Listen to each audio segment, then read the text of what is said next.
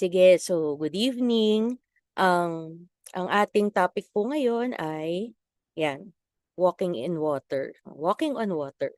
So kaya yung song natin kanina, 'di ba, is Oceans. Medyo bagay na bagay siya. So what about walking on water? Um sa ngayon po ay pag-uusapan natin yung verses tungkol sa paglalakad ni Jesus and also ni Peter sa water. So let's first go to the verses at um, Gospel of Matthew. Okay, babasahin ko lang po. Medyo mahaba pero, sorry, that's Matthew 22 to 33 yan. Hindi ko lang na-edit. So, immediately, Jesus made the disciples get into the boat and go on ahead of him to the other side while he dismissed the crowd. After he had dismissed them, he went up on a mountainside by himself to pray. Later that night, he was there alone, and the boat was already a considerable distance from land, buffeted by the waves because the wind was against it. Shortly before dawn, Jesus went out to them, walking on the lake. When the disciples saw him walking on the lake, they were terrified. "It's a ghost," they said, and cried out in fear. But Jesus immediately said to them, "Take courage. It is I. Don't be afraid." "Lord, if it is you," Peter replied, "tell me to come to you on the water." "Come," he said. Then Peter got down out of the boat, walked on the water, and came toward Jesus. But when he saw the wind, he was afraid and, beginning to sink, cried out, "Lord, save me." Immediately, Jesus reached out his hand and caught him. "You of little faith," he said, "why did you doubt?" And when they climbed into the boat, the wind died down. Then those who were in the boat worshipped him, saying, "Truly, you are the Son of God." Okay, so yan po yung reading natin for tonight. And siguro para may konting background lang tayo, no? Um, yung simula nung verse, sabi, uh, pinauna ni Jesus yung mga disciples, no, bago niya i-disperse yung crowd. Anong crowd ba yon? Well, dito kasi sa verses na to, ang pinanggalingan niyan, familiar tayo dun sa miracle ni Jesus, yung nagpakain siya ng 5,000 people, di ba? Gamit lang yung 5 loaves and 2 fish. So, yun, dun nanggaling sila. So, right after that miracle, no, matapos gawin ni Jesus yung miracle na yun, inintay niya mag-disperse yung mga tao. Pero sabi niya dun sa mga disciples, sige, mauna na kayo. Ba't niya pinauna? Kasi after that show of a miracle, gusto ni Jesus mapag-isa muna siya. You know that the power of Jesus comes from the Father. So, hindi po pwedeng mawala yung connection niya kay God the Father. So, after a miracle or performing a miracle like that, ninais ni Jesus na mapag-isa muna. He wanted to be alone, to commune with the Father, probably to give thanks for the miracle that was performed, or maybe he was exhausted dahil ang dami niyang tao na sinilbihan, marami siyang tao na pinagministeran. Maybe he wanted some peace or quiet, no, just to commune with God. So he went to the mountains alone. By the time na natapos siya na magdasal at mag-commune with God the Father, yung boat ng disciples, medyo malayo-layo na, nakapalaot na sila, no? It was a big lake, okay? Hindi siya yung lake na parang maliit lang, no? Kailangan mo ng boat para tumawid doon, and may mga waves din doon, no? Nakalagay doon that the wind was against them. So there was some kind of steering dun sa lake, no? It wasn't a very calm lake during the time.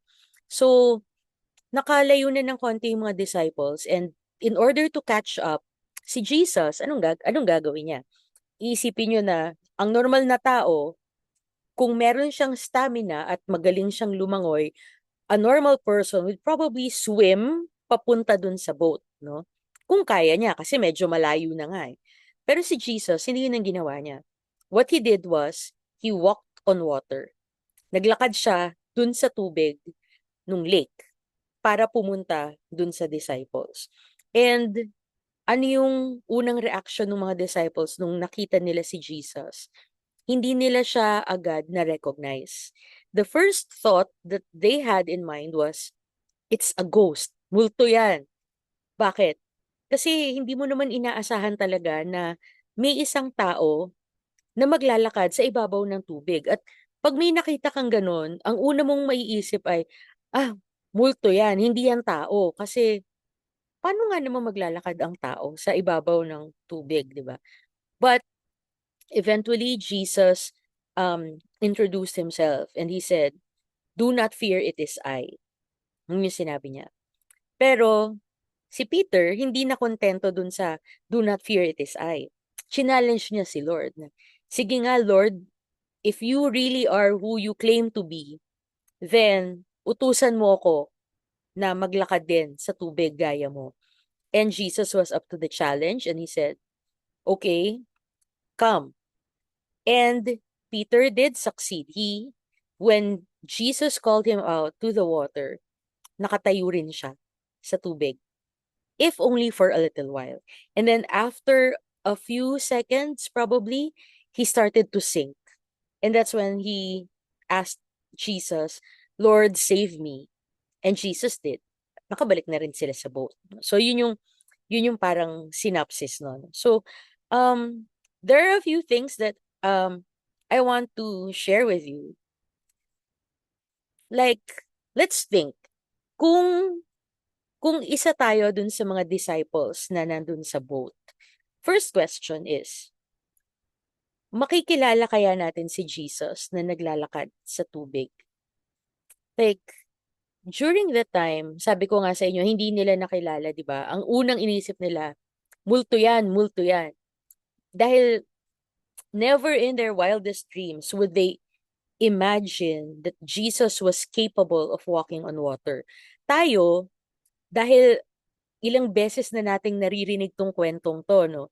Siguro, part of us, medyo nawala na yung, yung sense of wonder or yung sense of surprise sa atin. Kasi ilang ulit na nating nabasa na si Jesus naglakad sa tubig, kaya niyang gawin yon. But remember that the disciples, this was their first time to actually see somebody walk on water. So, can you imagine kung tayo kaya yung nandun sa boat, makikilala kaya natin si Jesus? And kung nagpakilala siya sa atin at sinabi niyang, "Do not be afraid, it is I," paniniwalaan ba natin? Siguro gusto kong itanong tong question na to sa atin kasi sometimes we have our own preconceptions about God, about who He is, what He can do, how He works. No?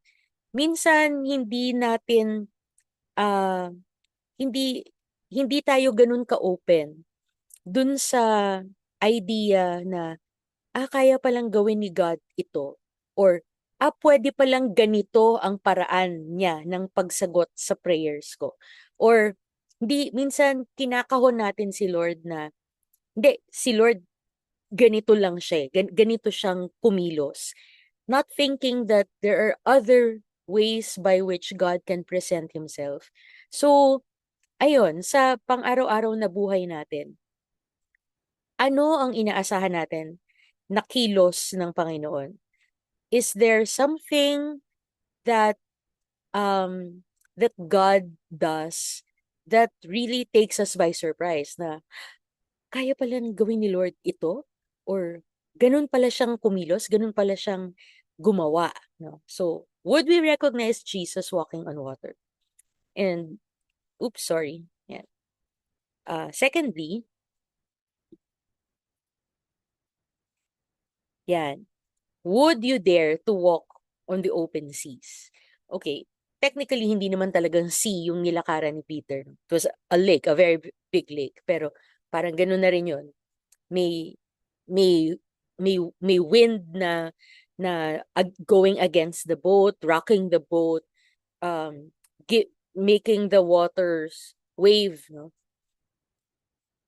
Ikaw ba, tayo ba, magvo-volunteer ba tayo na na maglakad dun sa tubig. Parang, I don't know, I was looking at Peter. May, hindi ko siya, hindi ko siya nakita na parang nagyayabang, no? Some people say na mayabang si Peter kaya gusto niya siya rin maka-experience nung paglalakad sa tubig. But for me, hindi yun yabang eh. It's I felt like Peter wanted to experience, like, if this was truly Jesus, he wanted to experience as much of what Jesus was experiencing as he could. Na parang, Jesus, if you can do that, I want a taste of that as well. Parang, kung ano yung pinagdadaanan mo, Panginoon, gusto ko rin mapagdaanan yan. Parang ganun. And tayo ba, are we willing to risk going into dangerous territory just to experience what Jesus was experiencing? Sa atin, sa sa tayo, sa pang-araw-araw na buhay natin, I think we're kinda comfortable. Kumbaga, hindi tayo gaanong nahihirap, no?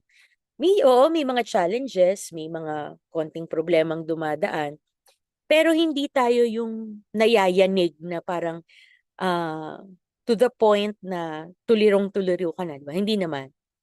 Pero si Peter, nung nagsabi siya na, "If you are Jesus, then tell me to walk on water." That was a challenge na parang sinasabi niya kay Jesus, "Sige nga, utusan mo ko at makakaya kong gawin yan." Can can we also do that? Like, can we pray to the Lord and say, "Yes, Lord, tell me where to go and I will be able to do it. Give me a challenge, give me something impossible to do and I will be able to do it." Like, it takes a big kind of faith for somebody to pray that prayer to God. Like, kaya ba nating idasal halimbawa kay Lord na, "Sige Lord, utusan mo akong maging minister mo or witness mo or um, missionary mo. Send me, even if it's not comfortable, even if it's dangerous, even if it's not my comfort zone or I'm afraid, send me and I will go." Kaya ba nating sabihin yun? Like Peter, can we dare to get out of our small boat, out into the open water, and walk with Jesus? To trust Him to hold us, to trust Him to make the impossible possible. Parang, parang ang hirap. But I admired Peter for what he did. Kasi, uh, na-challenge niya eh. Na-challenge niya si Lord. And at the same time, na-challenge niya yung sarili niya to do something that's beyond the ordinary. And how I wish na tayo rin, um, magkaroon tayo ng boldness to actually ask God for things na alam natin by ourselves hindi natin kakayanin. Na humingi tayo sa Panginoon ng pagkakataon na makagawa ng mga bagay na alam natin siya lang ang pwedeng gumawa. No? To be used as an instrument for His kingdom. That would be really magnificent kung magagawa natin yun. And third, of course, si Peter, nakalakad siya, no? Hindi sinabi kung gaano katagal siya nakalakad dun sa open waters. Pero sinabi dun, he started to sink. Now, I wonder, ano kaya yung naramdaman ni Peter nung unti-unti na siyang lumulubog? Did he feel terrified? Did he blame himself na parang, ayan, kasi nagsabi pa ako na utusan akong pumunta dito sa tubig, yan tuloy, lulubog ako. Ano kaya yung naramdaman niya? Um, but in spite of sinking, in spite of him sinking, hindi yung paglubog niya yung nakita ko, kung ano yung naging response ni Peter when he started to sink. And the moment that he experienced himself getting getting down in the water, ang naging response niya was, Lord, save me. I I feel that it was a declaration of faith pa rin, na kahit na siguro lumubog siya kasi nga kumbaga nawala yung focus niya kay Jesus, eh. Nakita niya yung hangin, naramdaman niya yung malakas na hangin, yung tubig na umaalon. He got distracted. But I still feel that meron pa rin siyang faith. Kasi naniwala siya na kaya siyang kaya siyang i-save ni Jesus.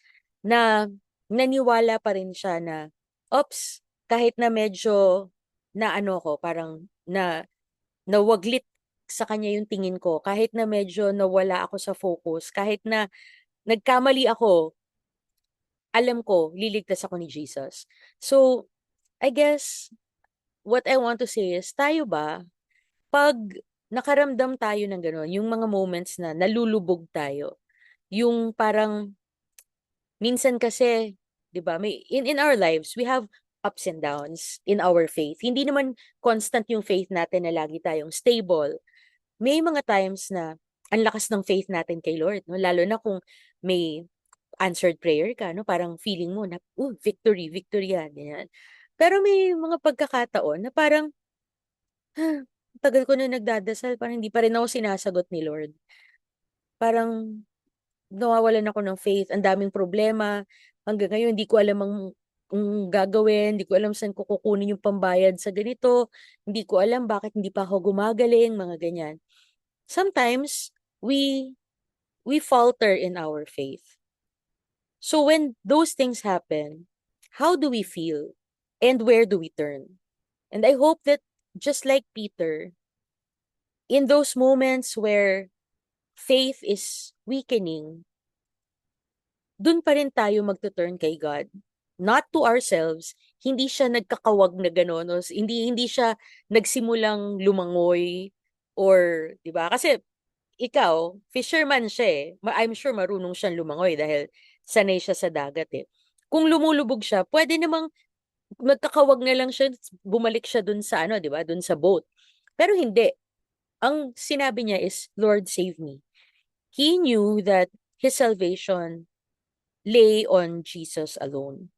So tayo rin, sana, kung meron tayong mga na-experience na ups and downs sa faith natin, I hope that we will always turn to Jesus for help and for guidance. And lastly, ayan,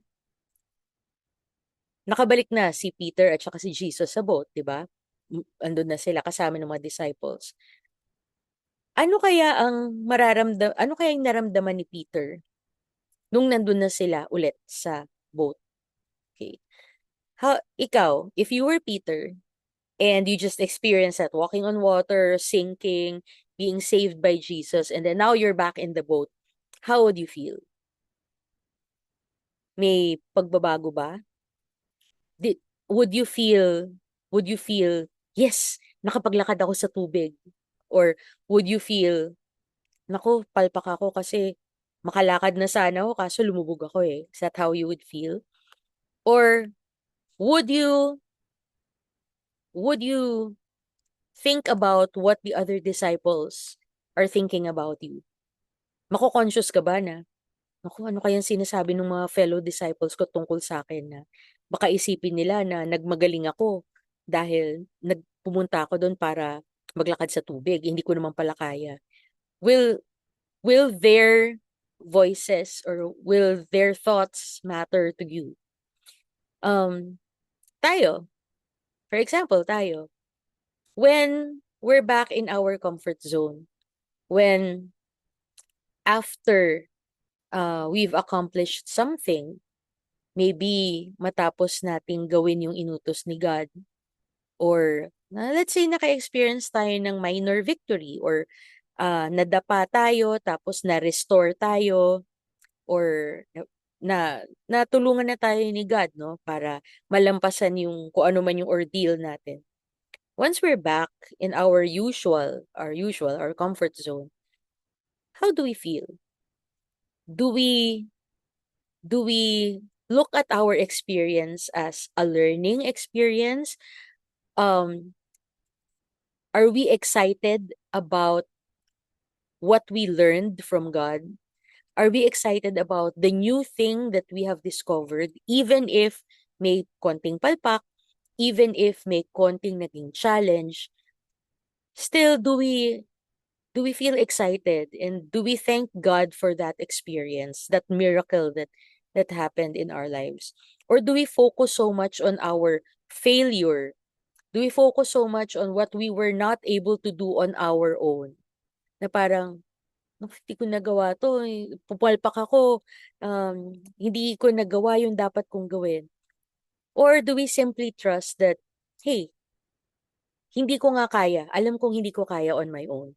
And but Jesus was there, and He enabled me to step out in the first place, to walk on water even for a while.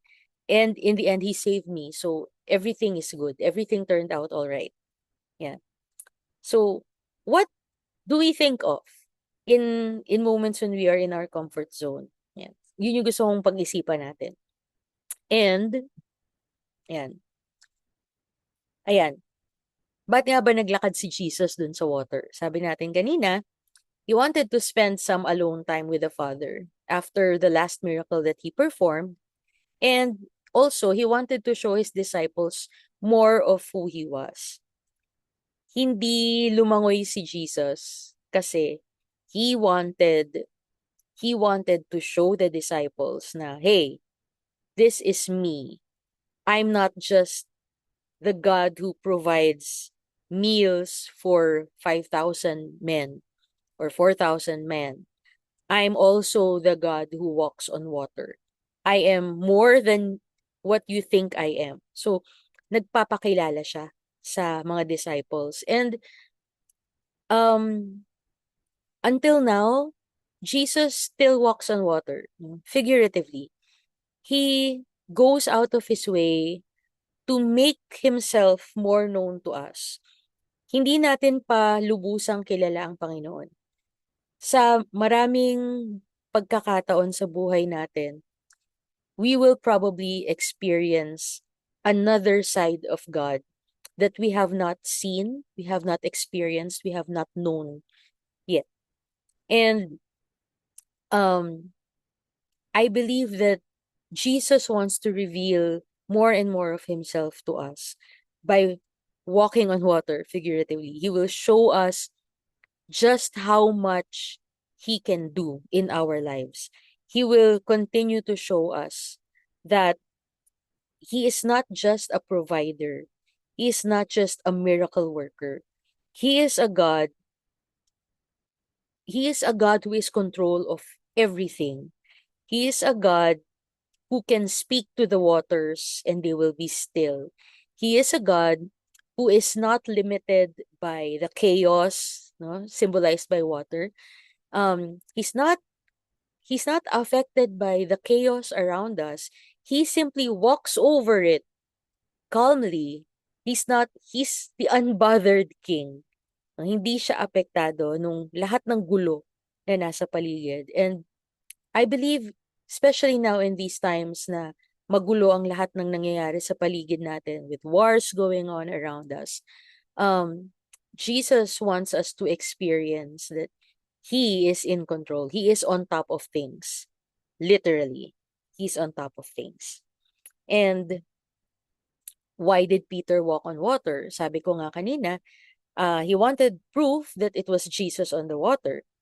And he wanted to experience the miracle that Jesus was performing. To apply it in our lives, why should we want to walk on water?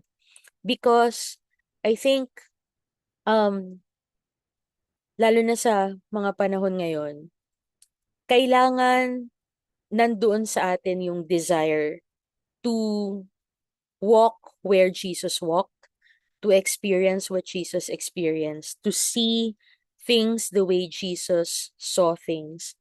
Um, just, to be united with God in all things.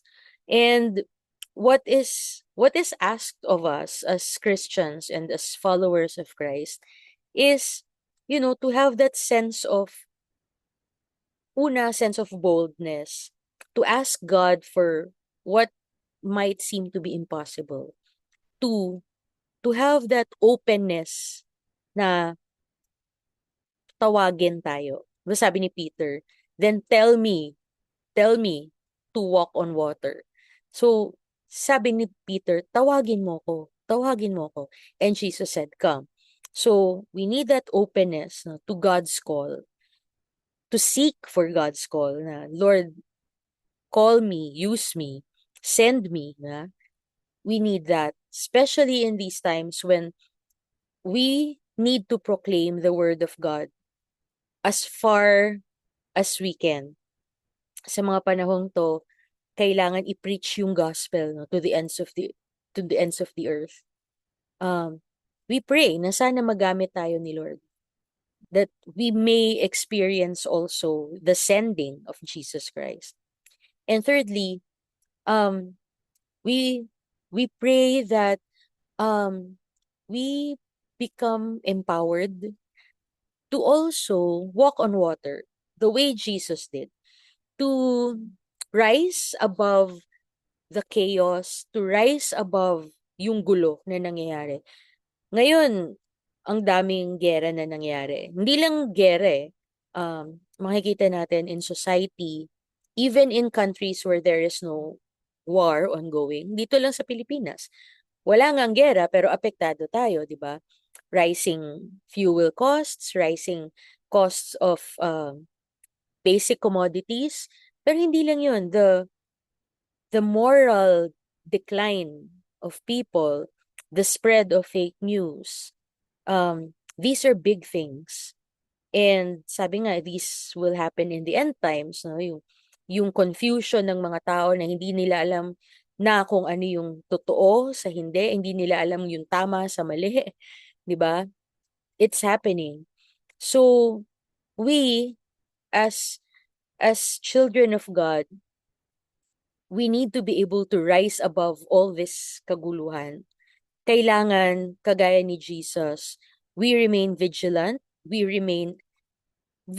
and at peace, knowing that in spite of the chaos going around us, uh, nandyan si God. Nandyan si Lord. He is in control. And He is also in control of our lives. So that we can rise above the waters and stay with Him there. Keep our eyes focused on Him so that we can stay afloat. Now, paano naglakad si Peter sa water? Kung tayo, how do we stay afloat? Well, unang-una, Peter was able to walk on water kasi sinabihan siya ni Jesus, come. And for us, how should we go about our ministry?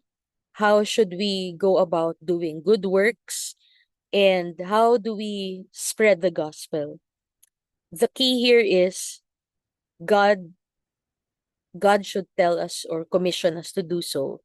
And alam naman natin na ito yung inaasahan ng Panginoon sa atin. The Great Commission, di ba? To go out to all the world, tell the good news, to spread the gospel to the ends of the earth. And we do that not just by proclaiming or literal preaching, but we also serve as examples. We are light of the world, salt of the earth.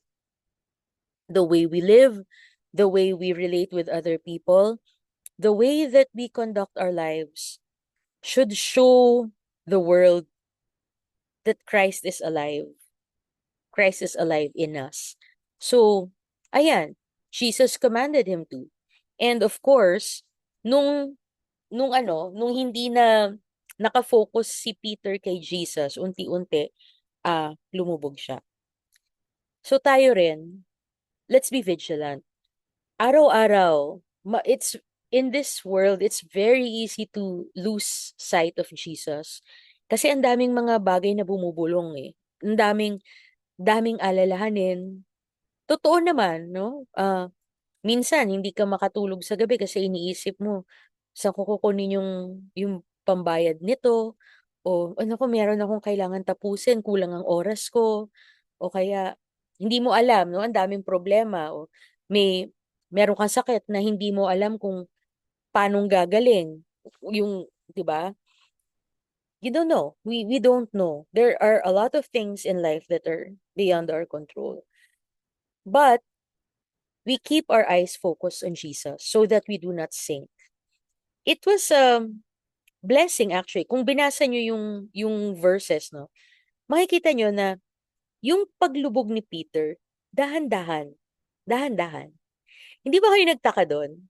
Kasi, di ba, kung halimbawa naglalakad siya sa tubig, kung biglang hindi niya kayang maglakad sa tubig, di ba dapat ang pagbagsak ng tao, immediate, yung bagsak siya agad, lubog siya agad, drowned siya agad. Pero hindi. If you read the verses, nakalagay doon, Peter was starting to sink, unti-unti. Hindi biglaan yung bagsak niya. And, I think tayo rin, ganun. When we lose our focus on Jesus, hindi naman tayo biglang agad, like, limot na natin siya totally. Hindi eh.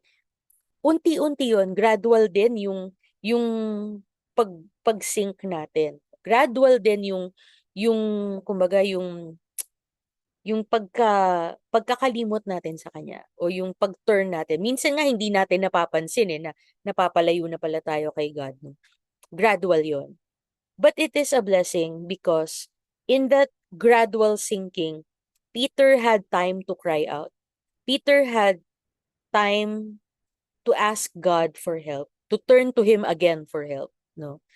Tayo rin, pag naramdaman natin na parang nanlalamig na yata ako, parang hindi ko na yata na-fulfill yung daily prayers ko o hindi na yata ako nakapagbasa ng devotionals or ng scripture o parang hindi na yata ako, parang tinatabangan na akong pumuntang church, ganyan.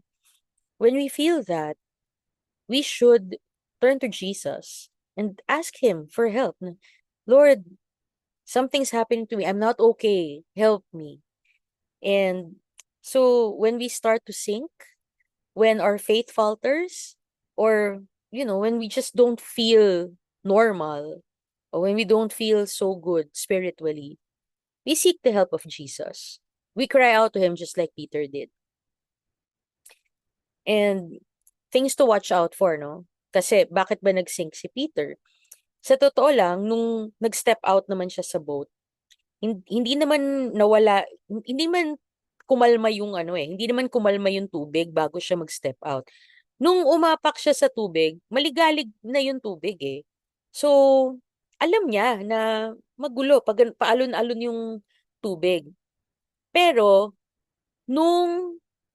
hindi niya pinansin yun nung una kasi nakatingin siya kay Jesus. Kaya lang, nung biglang nakafocus na siya dun sa mga waves at saka dun sa hangin, dun na nagsimula siyang lumubog.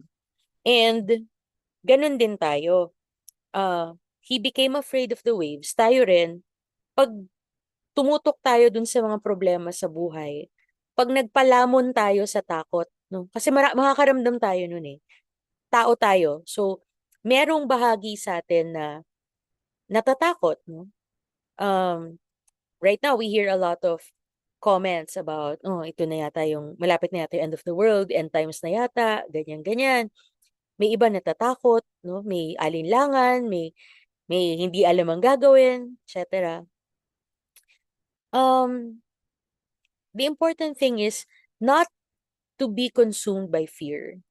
Peter became afraid of the waves. Malamang nagsisi siya na, ba't ba kasi ako nagpunta pa dito sa tubig, no? Bakit ko pa ba naman kasi sinabi kay Jesus na palakarin ako dito, no?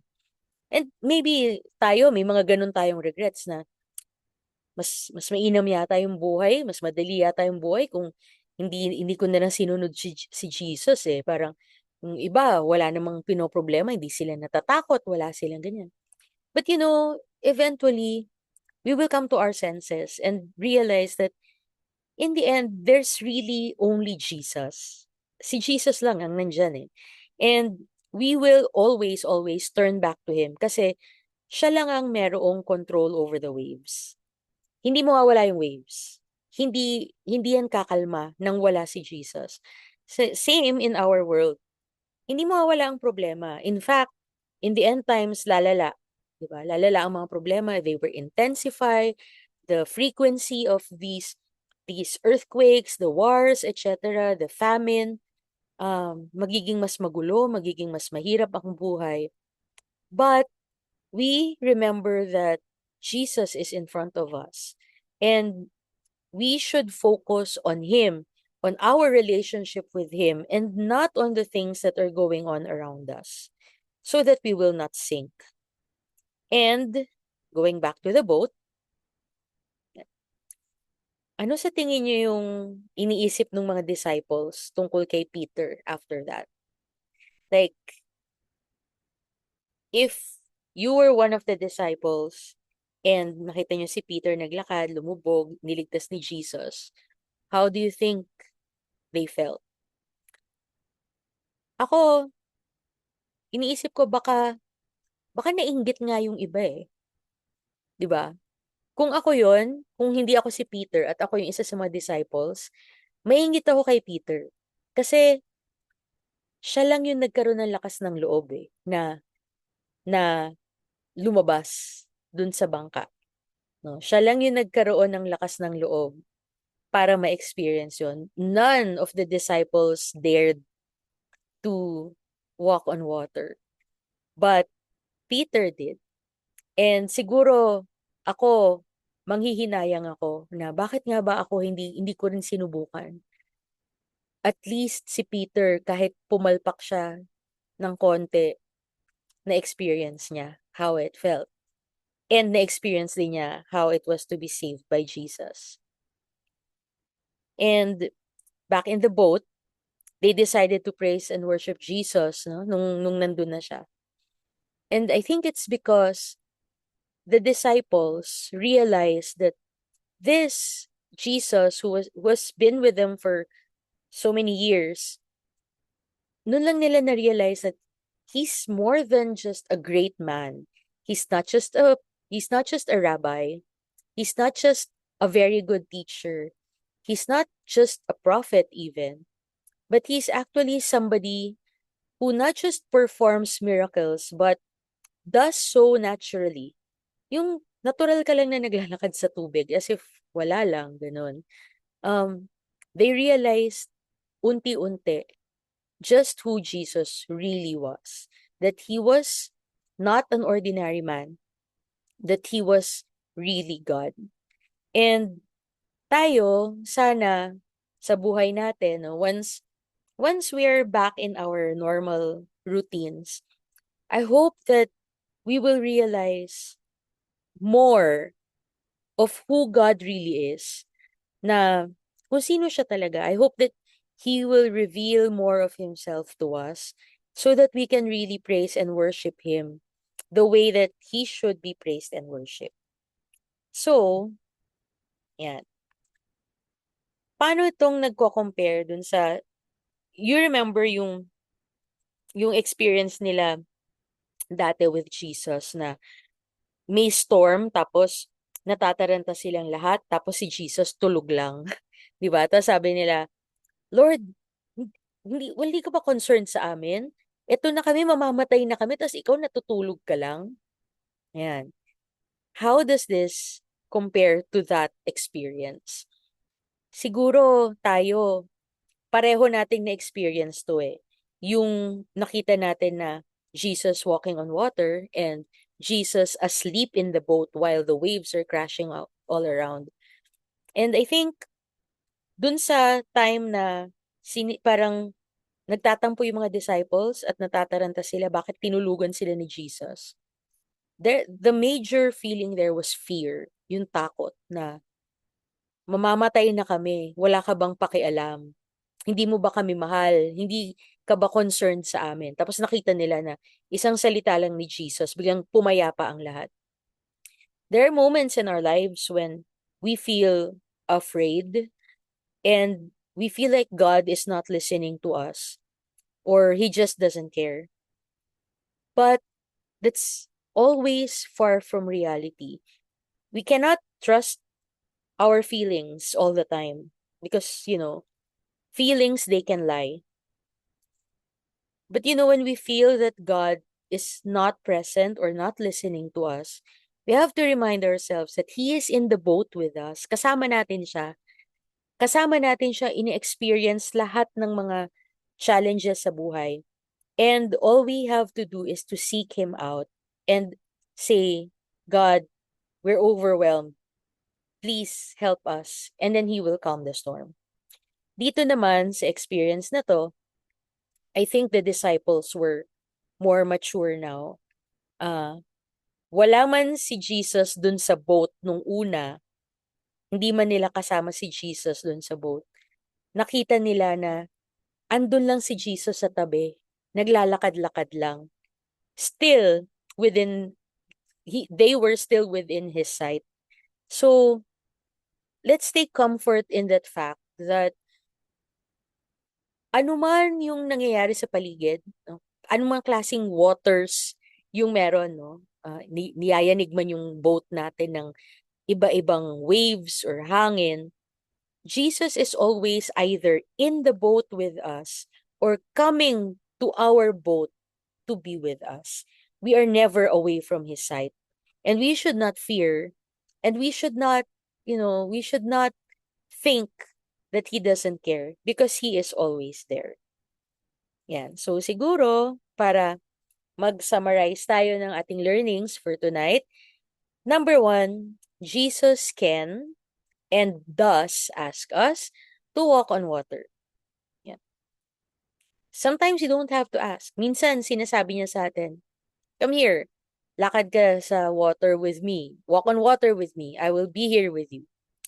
He calls us to different missions. He calls us to different tasks and callings. And sometimes, natatakot lang tayo, pero kailangan nating magtiwala. And, just take that leap of faith and plunge in the water because we know that Jesus is there with us. Number 2, we're never alone in deep waters. Kahit na tumalon si Peter, no, at nung lumulubog na siya, he wasn't alone.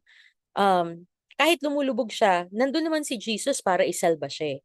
So there's nothing for us to fear because we are never alone. Kaya number 3, do not be afraid to step out boldly in faith. There's nothing for us to fear. We just need to keep our eyes on Jesus para hindi tayo lumubog. Pero wag din tayong matakot na mag-fail. Let's not be afraid to sink because we know that even in our failures, God is there para isalba tayo. He is more concerned about us than we think. He is always there to guide us and to preserve us. And of course, inevitably nagwi-weaken yung faith natin. Hindi tayo parating malakas. We should not be discouraged. Sabi ko nga kanina, huwag tayong matakot lumubog kasi nandiyan naman si Jesus. Parang, 'di ba, sa swimming, 'di ba, lalo yung mga nag-aaral lumangoy. Pag alam mong nandiyan yung lifeguard, hindi ka kampante ka eh. Kahit na alam mong hindi ka ganun kagaling lumangoy, pero dahil may lifeguard, alam mo na magkaaberya man, nandyan siya para iligtas ka. Ganun din tayo with Jesus. When our faith weakens, He will be there to save us and to guide us. So, yun lamang po yung aking gustong i-share ngayon. Ang challenge natin for the week is, in what ways do you want to walk on water today? Ano yung mga bagay na sa tingin natin gustong ipagawa sa atin ni Lord? So, what are the things that we need to do na medyo nahihirapan tayo, challenging para sa atin. In what ways do you want to walk on water today? So, yun lamang po ang aking maikling sharing for tonight. Sana may natutunan po kayo. Yun lang.